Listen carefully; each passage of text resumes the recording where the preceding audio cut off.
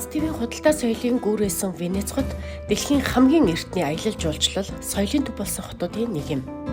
Адриатын тэнгисийн хатан хаан гэгддэг үзэсгэлэнт энэ хотод 60 дахь удаагийн Венецийн дүрслэг урлагийн биенал Альбисор эхэлснээр дэлхийн өнцөг булан бүрээс хүрэлцээрсэн шилдэг уран бүтээлчид нэгэн агуулгын тор цугларч уран сэтгэмж, авьяас, онгод хөлгөлсөн гайхалтай бүтээлүүдэд дэлгэн үзүүлж байна.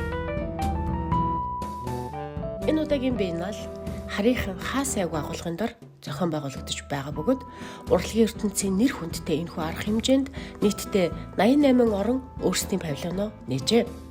Сэдвийн тухайд энгийнээр тайлбарлавал бид энэ дэлхийн хаан ч утсан харь орны хүмүүстэй учирдаг бөгөөд эргээд таач гисэн хэн нэгний хувьд харийн хүн гэсэн утгыг илэрхийлэхийг зоржээ.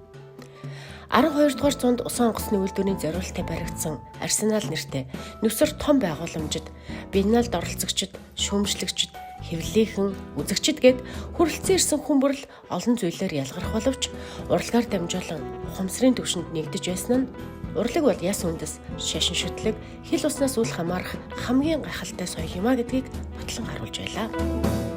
Харийнхан хаа сайгүй сэдвийн дор зохион байгуулагдаж байгаа 60 дахь удаагийн Венецийн дүрслэх урлагийн олон улсын биеналд Монгол улсын павильон ирээдүгөөс өнөөдрийг дахин нээх сэдвээр оролцож байна.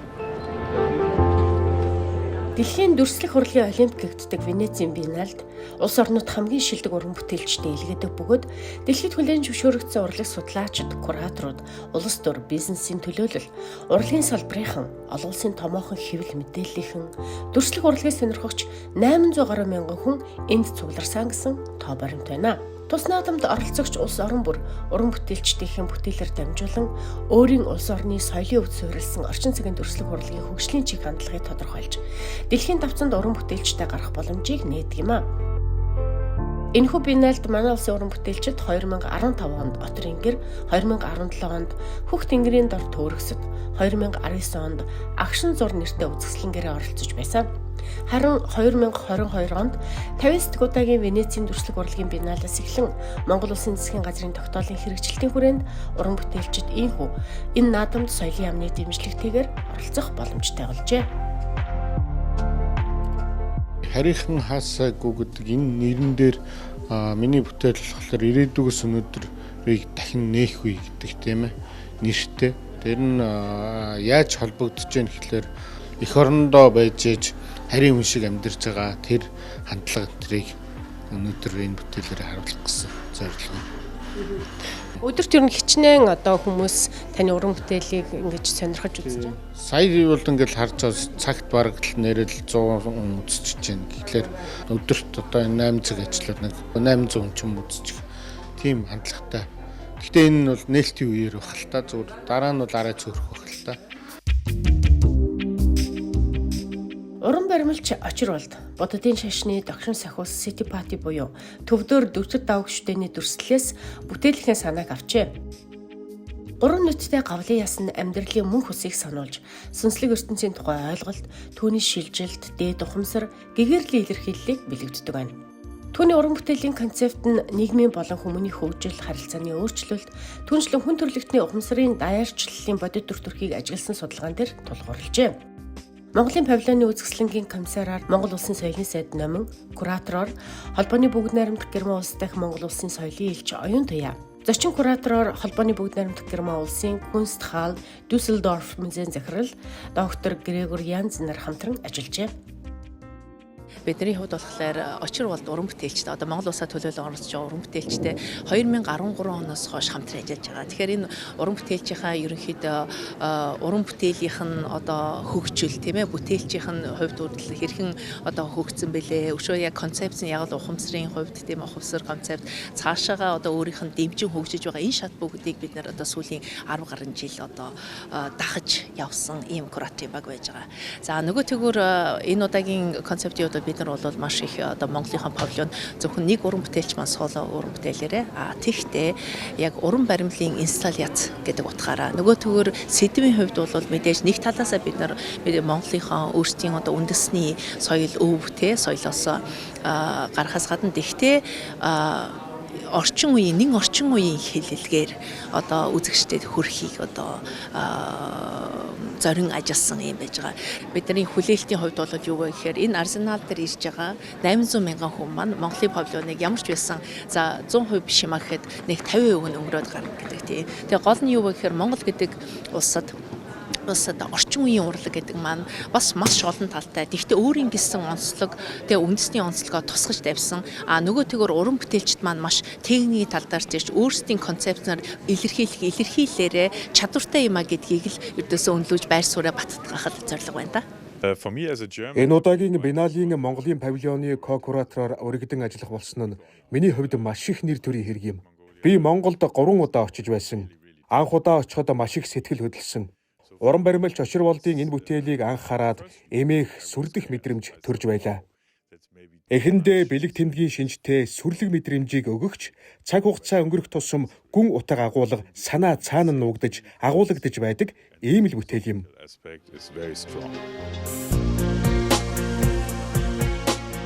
Венецийн дүрслэг хурлын олон улсын 60 дахь биенналд оролцож байгаа Монгол улсын павильоны албасны нээлтэнд Монгол улсаас бүгд наримдах Итали улсын суугаа онц бөгөөд бүрэн эрхэд элчин сайд наран тунгалаг, соёлын яамны урлаг уран бүтээлийн бодлогын хэрэгжилтийг зохицуулах газрын дарга сэргэлэн, соёлын яамны гадаад хамтын ажиллагааны хилцээний дарга Цэнгүүн, холбооны бүгд наримдах Герман улс дахь Монгол улсын соёлын элч куратор Оюун Туяа, зочин куратор Грегор Янзен, продюсер соёлын элч урлагийн гүйцэтгэлтэнд Дамнас Сүрэн болон бусад албаны хүмүүс уран бүтээлчид оролцсон юм а. Энд одоо оролцож байгаа улс орнууд өөрийнхөө уран бүтээлчээр дамжуулж энэ салбарын одоо өнөөгийн хөгжил ард түмнийхэн сэтгэлгээний цар хүрээ хандлага гэвэл тодорхойлдог. Энэ Биенналд бол одоо маш олон хэл мэдээллийнхэн ирдэг. Ерөөсө дэлхийн хэмжээний уран бүтээлчид ирдэг, урлаг судлаач, шүүмжлэгчид ирдэг. Үүгээрээ бол бид нар улс орноос сурталчилж байгаа. Энэ салбарынхаа одоо чиг хандлагыг түрүү хэлсэн тодорхойлж байгаа ийм том ач холбогдолтой уран бүтээлчийн хувьд л энэ дэлхийн давцанд гарах том боломж юм а. Энэхүү олон улсын хэмжээний ийм одоо өндөр зэрэглэлийн уралдаан наадамд засгийн газрын дэмжлэгтэйгээр одоо энэ урлагийнхаа салбарын уран бүтээлчдийг дэмжиж оролцох зүйтэй гэсэн тогтоол гарсан байгаа 73 дугаар тогтоол. Энэ утгаараа Венецийн Биеннал мөн Канны фестивалуудад бас соёлын байгууллагад маш олон уран бүтээлчд маань амжилттай оролцож байна. Энэ жилийн уран бүтээлчийн хувьд бол Очир Болд шалгарсан байгаа. Мөн Очир Болдтой цуг 2 залуухан уран бүтээлчдийг бид нар бодлогоор дэмжиж манай соёлын яам бас энэ том Биенналд оролцуулж байгаа. Энэ нь болохоор нөгөө талаар уран бүтээлчдийгээ дэмжиж байгаа. Мөн мастер классыг бол энэ дэлхийн өнцөг булан бүрээс ирсэн бараг 100-аад орны шилдэг уран бүтээлчдийн энэ том одоо гоё үзэсгэлэнг үзэж өөрсдөө тэнцэнээс бас маш олон зүйлийг олж мэдэж өөрсдийнхээ ертөнцийг бас баяжуулах болов уу гэсэн ийм бодлоготой байгаа. Уран баримлч Очир Болдын уралсан ялалтад тэмүүлсэн Монгол морьд бүтээл нь Москва хотод, хүн дэлхийд жин нэмээгүй хэмээх бүтээл нь Герман улсад, ухамсар бүтээл нь Нью-Йорк хотод сундэрлэж байна. Мөн тэрээр Өмнөд Солонгос, Америк нэгдсэн улс, Хятад, Герман улсуудад бүтээлийн үзэсгэлэнгээ гаргаж байсан бөгөөд Герман улсад жил бүр уламжлал болгон зохион байгуулагддаг Европ ТV-ийн хамгийн том контемпорари үзэсгэлэнгийн нэг болох Nord Art олон улсын үзэсгэлэнгээс 2015 онд үзэгчдийн шагнал, 2019 онд тус үзэсгэлэнгийн хамгийн дээд шагналыг дэлхийн 100 гаруй орны 3000 гаруй уран бүтээлчтэй шалгаран хүртэж байсан ийм уран бүтээлч юм а. 60 дахь удаагийн Венецийн дүрслэх хурлын Биенналд буддын шашны 3 нүдтэй гавлын яс бүхий хөнгөн цагаанаар зутгаж, уламжилт Монгол зургийн арга барил болон орчин үеийн хэм маягийг хослуулан оруулсан түүний инсталляц бүтээл дүрслэх хурлын сонирхчдын анхаарлыг ихэд татаж байлаа. Би саяхан аз жаргалыг хайх тухай бичсэн Монголын нэгэн номыг уншсан. Тэр номон дээр Монголын гүн ухааны талаар маш сонирхолтой байдлаар бичсэн байсан юм. Тэр номын агуулгатай энэ үзэсгэлэнгийн агуулга яв цав таарч байгаа нь надад маш гүн сэтгэгдлийг төрүүллээ. Ер нь бол яг зураач хүний л мөрөөдөл те. Зураач хүн гэдэг бол хамгийн одоо дээд шатны манай Биенналстай одоо төрслөх урлагийн салбарын оюун санааны бүхэлдэн зохиол хийдэг те. Одоо ийм учраас эндээ ер нь бол авах юмсан гэж бодож исэн. Их мэдээж удаан олон жил ботсон. Одоо яг орж байгаа одоо маш их баяртай байна те. Мэдээж одоо энийг ороход соёлын яам болон Монгол Улсын засгийн газрын дэмжлэг тийм ээ намайг сонгосон одоо шүүгчдийн баг энэ гэдэг айгүй олон хүчин зүйлүүд намайг энд оруулж өгсөн. 60 дахь удаагийн Венецийн биенналыг үзэж сонирхож яваа залуу уран бүтээлч гэрэлхүү төвшин жаргал нартай та бүхнийг уулзалж байна. За биенналын талаар сэтгэлдээ ярих уу? Биенналын талаар сэтгэл бол маш их өндөр байна. Энэ биенал маань Венецийн биенал маань өөрөө дэлхийн 1 номерын биенал гэж явдаг. Монгол Улсын соёлын яамнаас сонгож шалгаруулалтаар хоёр үнийг авч наашаа ирүүлсэний нэг нь болж шалгагдсандаа сэтгэл маш өндөр байгаа. Тэгээд эндээс их юм үзэж харж өөртөө шингээх болов уу гэж бодож байна. Тэгээд Италийн павильон бол маш их таалагдлаа. Хятадын павильон маш их таалагдлаа. Нэг уламжлалыг орчин үеийн урдлаг руу шилжүүлсэн тэр шилжилтийнхээ судалгааны материалтайгаа цуг орж ирсэн нэг сонирхолтой байсан. Италийн хувьд болохоор маш энгийн зүйлээр яаж урлаг хийж болох вэ гэдгийг бас их харуулсан их сонирхолтой байлаа. Монгол Улсын павильоны албан ёсны нээлтийн хүлээн авалт үзэсгэлэнгийн танхимаас хитгэн алхмын зайд орших Сэрэ де Жардины хэмээх үзэсгэлэнт цэцэрлэг түрээлэнд зохион байгуулагдаж, өргөдөө ирсэн зочид нэгэн үчийг урлагийн тухай халуун дулаан яриагаар дүүрэн өнгөрүүлсэн юм. Монгол Улсын олон улсад сурчлан таниулах зорилготой Go Mongolia брендийн дор зохиогдсон энэхүү арга хэмжээнд Монгол Улсаас Бүгд найрамдах Итали улсад суугаа онц бөгөөд бүрэн эрхэт элчин сайд наран тунгалаг, Бүгд найрамдах Итали улсаас Монгол улсад суугаа онц бөгөөд бүрэн эрхэт элчин сайд Жона Бикарета болон бусад хүндэт зочид гийчид хүрэлцэн ирж Венецийн үзэсгэлэнт цэцэрлэг түрээлэн даяар цуурайтах морин хурын аялгауг сонсохын сацуу уран баримлж очир болон Венецийн биенналд оролцоход хувь нэмрээ оруулсан хүн бүхэнд халуун баярыг хүргэж байлаа.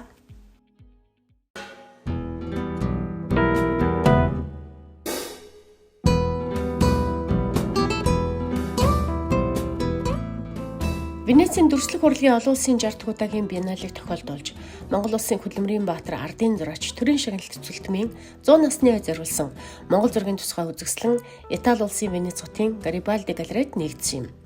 Энэхүү үзэсгэлэнд Монголын орчин үеийн дүрслэх урлагт Монгол зургийн эртний уламжлалыг бий болгож, Монголын урлагийн төвтэй холбож хөгжүүлсэн Цөлтөн магисны олон нийтэд танигдаагүй Монгол зургийн аргаар бүтээсэн зургуудыг анх удаа толилуулсан юм.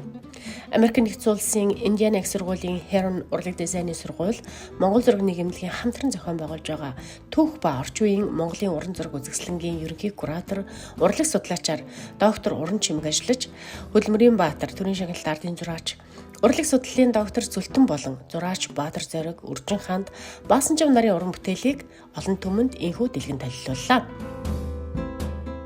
Ямасын Зүлтэн гэдэг бол миний аав байгаа. Аавынхаа 100 жилийн ойгоор энэ үзлэлүүд одоо 10 зургнууд нь тавигдсан байгаа. Тэгээд тэрнээс гадна бид нэр эскиз өөрийнх нь хийжсэн одоо эскиз буюу одоо судалгааны ажлуудыг тавиад бас манай Монголын анхны урлаг судлаач, анхны урлаг судлалын доктор учраас бас өөрийнх нь хийжсэн номнууд нь бас тавьж харуулж байгаамаа. Ер нь бол Монгол улсад манай төрийн бүс байгууллагууд бол ингэж бие дааж Венецийн биенналын хүрээнд ордог бол анх удаа гэж бид нэр үзэж байгаа. Тэгээ энэ бол цаашдаа бусад мэрэгжлийн уран бүтээлчид холбоодууд хүмүүс ер нь Венецийн биенналд өөрсдийнхөө уран бүтээлийг таниулах, мэдүүлэх, тэгээ сурталчлахад бол боломжтой юм а гэсэн одоо төчөө болж байгаа гэж бид нэр найдаж байгаа. Энэ үзэсгэлэнгээр дамжуулан Монголын уламжлалт үндэсний уран зургийг олон улсад таниулах, сурталчлах, уламжлалыг контемпорари урлагтай холбож байгаа уран бүтээлчдийн оюуны бүтээлийг гадаад улсад үнэлүүлэх зорилготой юм байна. Ихэд өчигдрөөс хойш ингээ 2 өдөр ингээд байлаа. Тэгэхэд айгүй бол их хүмүүс орж ирж үзэж байна, айгүй хүмүүс сонирхож байна. Урлагийн буцалсан тоогоон дотор уран бүтээлээ үзүүлнэ гэдэг уран бүтээлчийн хувьд бол маш чухал ийм зүйл болдгийг л одоо яг биеэрээ мэдлээ энэ маш гоё юм болж үзэгдсэн болж өгөрт юм. Энэ их дэлхийн одоо урлагийн бүтээлүүд чуулсан юм оролцож байгаа сэтгэл өндөр бас Монголын урлаг энэ цаг үеийн орчин үеийн урлагтай энэ тэнцүү яваа шүү. Монголчууд бас шинэлэг байгаа шүү гэдгийг харуулж чадж байгаа ах гэдэгтээ би өөртөө бас сэтгэлтэй баяртай байна.